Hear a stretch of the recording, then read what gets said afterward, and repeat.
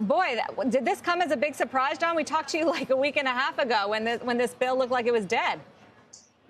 It was a big surprise, Sarah. So obviously a pleasant surprise. And we think it's going to get passed. It may not be in the exact same form, but this seems to be moving very quickly. And I might add that the news that you just broke, the solar industry is the cousin to the semiconductor industry. There's a lot of similarities to it.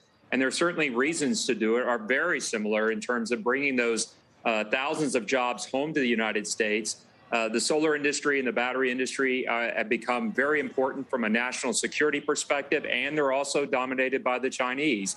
And so a lot of the same, if not the exact same reasons that the CHIPS bill just passed is the reason why this bill should pass, and then some. Well, obviously, climate change is important. This addresses that, but very similar bills. No, it's billed as a climate proposal and also to bring down inflation is what the administration is saying. How does it protect our national security?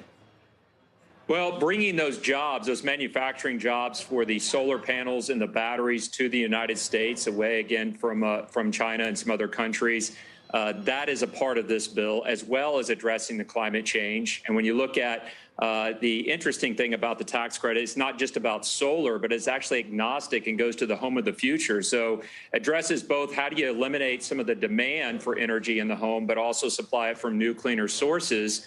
And on top of that, gives a 10-year runway for investors in our sector to continuously have more confidence and to deploy capital into this sector so that we can grow at a much faster rate and really do something material about climate change. So lowering utility bills for homeowners is definitely anti-inflationary. You want to create those jobs, bring those jobs home to the United States away from China. And then the third one here is you're definitely making an impact on climate change.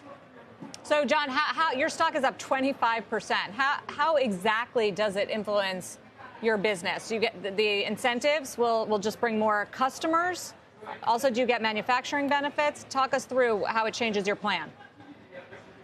Well, first and foremost is that the sector, my sector, has been really over a cloud as far as a number of tariffs. Now, we're not the only sector in the economy that have had to deal with some of the tariffs that the previous administration put in place and has been continued here. But certainly, I think we've been the most influenced, if you will, by that, at least on the negative headlines. And so it takes this, bringing the manufacturing back to the United States will essentially negate those reasons to have those tariffs in the first place and solve the problem, if you will, on a permanent basis. And then the next one is that, yes, incrementally, it lowers the price of the solar service to homeowners, which therefore lowers their utility bills. So Senator Manchin is absolutely right. And I was on your show just a few days ago, as you know, talking about how anti-inflationary this was. And here we are. I'm pleased to see the senator, and it looks like the majority of Congress agrees with that.